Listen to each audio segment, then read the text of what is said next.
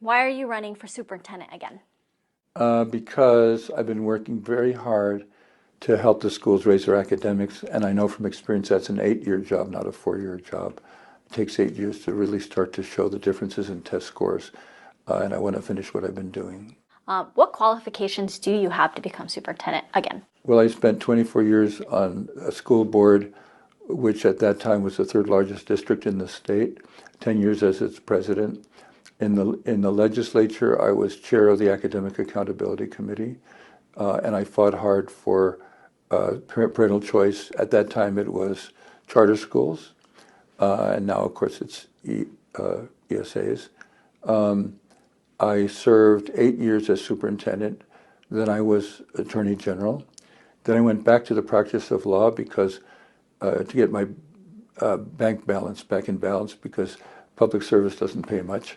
But then seeing deterioration in the quality of education here, I felt compelled to run again as superintendent to get us at least back to where we were when I was superintendent and hopefully even better than that. So some of these are my questions and some of these are questions from our community. School safety, obviously top of mind for lots of families. Do you feel like more still needs to be done with that? Yes. Now, I've increased the number of police in our schools from 117 when the program started to now almost 500 police in our schools. I think our number one requirement is to protect the safety of our students and the teachers and staff. And my nightmare has been that a crazy person will invade a school, kill 20 kids. It's happened in other states. It could happen here. And the kids would be gone. The parents would never get over it. I know that because I lost a daughter.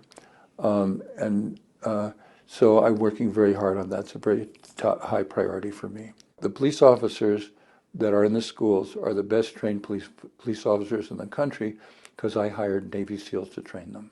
Do you feel like there should be more guardrails on the ESA program? Well, I've been providing guardrails. Let me give you a little bit of the history. Under my predecessor, who was a Democrat, she was against ESAs. So she paid anything they asked for, and then SOS, the anti-ESA organization, would go on radio or TV and say, look how wasteful they are. They pay for ski tickets. So when I took office, I established two principles. Number one, we would not pay for anything except a legitimate educational request. And number two, at a reasonable price. And that is what caused my opponent to run against me in the first place. She said that I had no right, didn't have the power to do that, that the parents know what's best for their kids, and that the parents, I shouldn't interfere with the parents' decision. Well, if I had done that, I would have paid for a $5,000 Rolex watch, $24,000 golf simulator, and so on.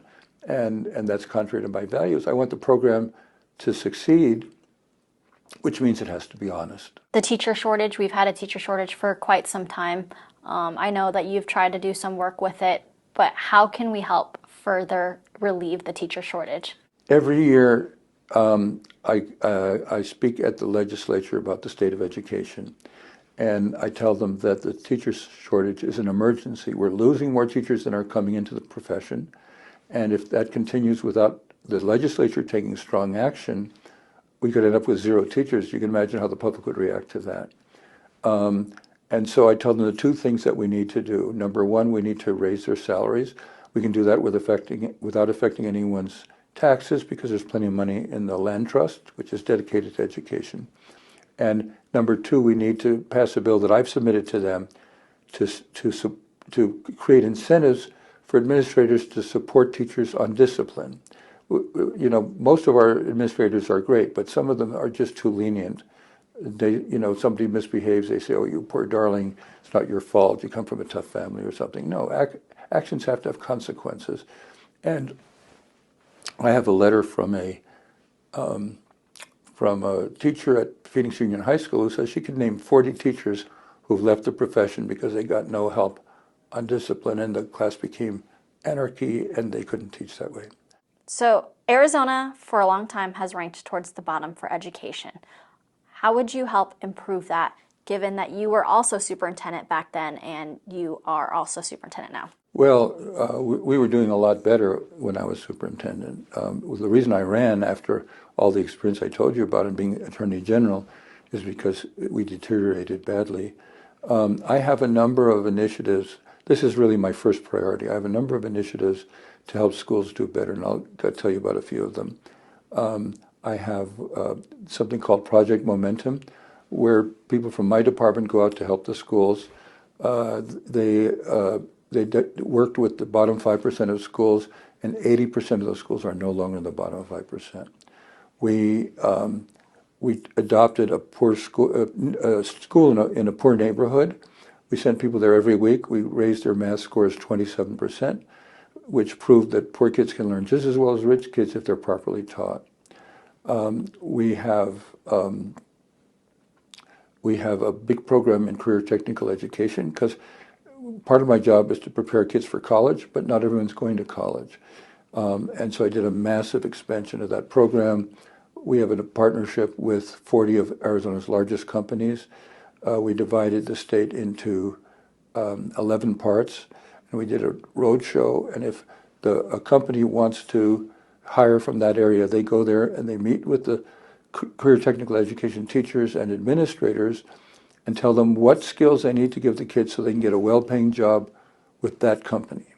I think we owe it to our kids that are not going to college to give them a skill so they can get a well-paid job right after high school. And so our goal is every student graduates career or college ready, no exceptions. My next question for you comes from a mom from Phoenix. And we've also talked about funding our state system. She feels that schools are underfunded. What would you do to help with that? And what would you do despite not having funding? Well, my whole adult life, I've been an advocate for better funding for education. When I served on the school board, I saw the effects of underfunding. And every time I go to the legislature, I talk about the need for better funding, which would not affect anyone's taxes because, as I mentioned, the land trust has plenty of money and it needs to be tapped. So the funding is up to the legislature. The best I can do is lobby them as hard as I can to increase funding for education and especially teacher salaries. My next question is from a mom in Chandler who feels that there is no accountability in schools in terms of kids learning. She feels that kids are maybe playing with their friends too much. She feels like the schools are not actually teaching her children. What do you want to say to that? Well, I agree with her that in some cases that's true.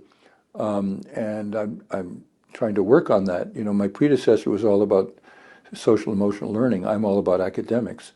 I had a number of teachers that are my heroes. My heroes are teachers, math teachers love math, history teachers love history, and so on.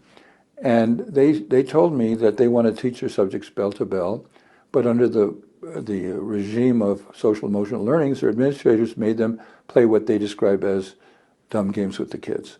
I said, under my administration, no, I'm expecting teachers to teach bell to bell. The emphasis has to be on academics. I'll tell you a quick story. One of my administrators was a principal, and a principal came to a school from Oregon and said, for kids to learn, they have to feel good about themselves. And he said, you've got it backwards. Teach them to read, and then they'll feel good about themselves. Achievement is what it's all about. My next question for you is from a mom from South Phoenix. For her biggest issue is bullying. Is there anything that you could do as superintendent to help minimize that? Well, it's really, you know, we're a local control state, and it's really up to the districts, but I can urge them.